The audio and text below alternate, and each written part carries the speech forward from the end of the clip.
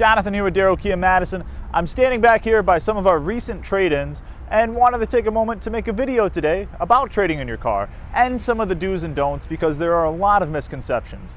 Now, I'll start with the don'ts. One of the biggest ones, don't go spend a bunch of money to have your car fully detailed before you sell it. Whether it is grotesquely squalid or impeccably clean, we can pay you the same amount of money for it.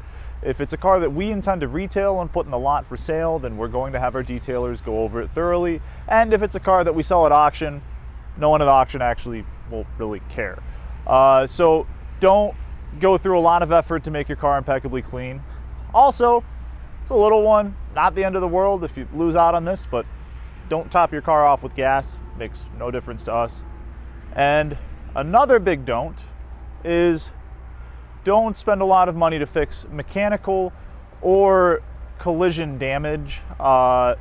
If your car is in need of some sort of repair, unless you are a mechanic yourself or capable of dealing with stuff in a very inexpensive fashion, 9.5 times out of 10, we're going to be able to remedy any issues that you might have with the car for less money than you would pay for them. So if your car needs a $3,000 repair, we have a service center here and we can probably take care of that for a little bit less than you can. So it doesn't make sense to, one, delay things, and two, use up your time, and three, just generally isn't remunerative to go spend money on fixing repairs before you trade in your car. We'll move on to do's. Make sure your car is in your name.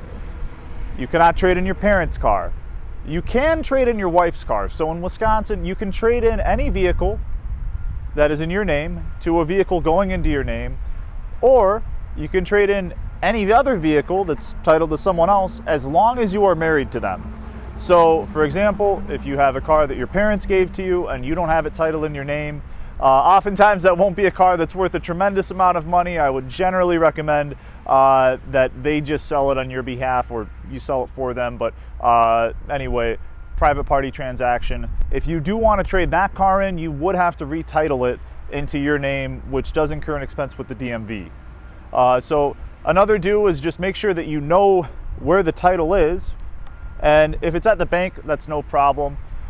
Which leads me to the last don't is if you have a car that you owe a little bit of money left on, don't pay it off right before trading it in. Because if you go and pay your car off today, it's gonna take generally 3 weeks to a month and a half for the bank to process the payoff and then the DMV to issue a clean title in your name to you.